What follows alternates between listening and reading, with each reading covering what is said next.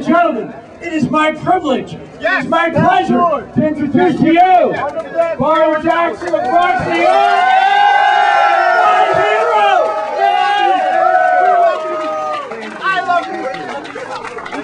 Thank you. When they respect the head. Okay. This is overwhelming for me. The whole planet knows who I am.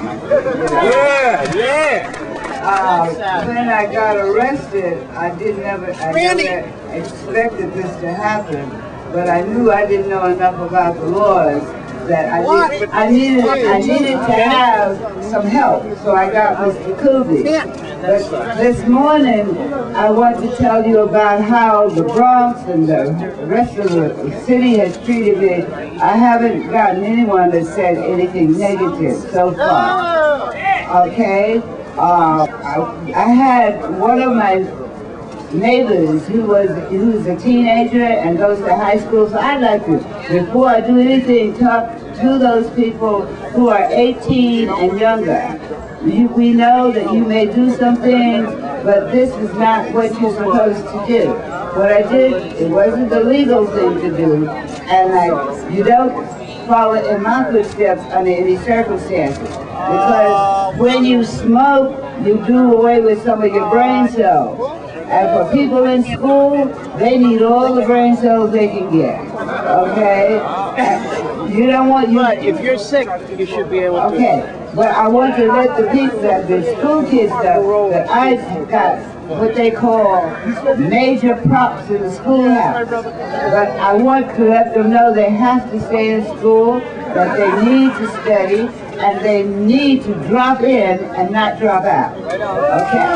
Now, as far as that, the situation that I was dealing with for 8 years, I was doing this. And in my neighborhood, the locals were wonderful. When they ran up on me, I wasn't even in the neighborhood I was in. I don't even think they remember where I was. But anyway, I asked for it back, so maybe that's why they arrested me.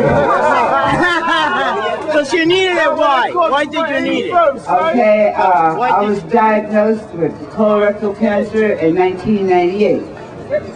And I had a lower resection. And that's where they take out part of your intestines and they sew you back together again. And I could not eat. And I remember when I was younger that for party time, I would smoke, and you could leave me in your house with your money, with anything you wanted to. You just couldn't leave me with a bag of weed and a full refrigerator.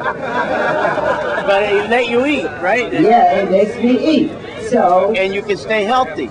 And for cancer patients, it is imperative that they eat because radiation and chemotherapy, it takes away everything on the inside. It liquefies your inside. Nothing stays with you.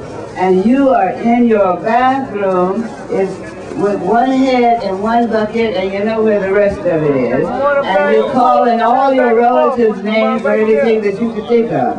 So what I did was, the marijuana, it comes down, it gives you a peace of mind a little bit, because you know you have to do this. Most patients, most cancer patients, I think, pass away because you do not want to eat. There is no way you want to eat when you know right after you eat, it liquefies and you got to go. Because now you're in pain again and you have the cramps and the rest of the thing that goes with it. So for 8 years I did this. And the law of probability caught up with it. It helped. I'm here, I'm talking, and I'm flabbergasted that it happened so fast, because not only did they blow up my block, they blew up my borough, my city, my country, and my planet. I can't get a leaf if I was a tree. But tell them you want to stay alive, man. You want to be able to eat. That was my main reason for smoking, was to stay alive. I had 3 grandchildren I had to take care of. If I didn't take care of them, that means they were going someplace else. So I did what I had to do. My grandkids didn't know what I was doing. My grandkids never knew what I was doing because I didn't want to tell them. But after they got to a certain age, I figured I had to tell them because I did not want somebody else to tell them. Legalize medical. And I think that marijuana should be legalized, and that the doctors in the hospital could prescribe it. They could prescribe a morphine drip. Montel can do that. That's right. That's right. They can prescribe drugs, opium, and heroin. They can prescribe any drug they want to, but they cannot prescribe a natural drug. Okay. The only other thing I think I want to say is that the people that need it the most are the people who went to war for us, who went to different parts of the world, so that people like myself and everybody here to do this. And they're in the Veterans Hospital, they're in all types of situations, and I think they should be able to get some help too. Okay.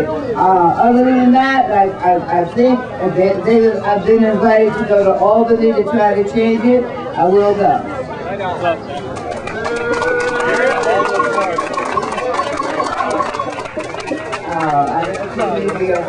Thank you. She's going to be talking some more.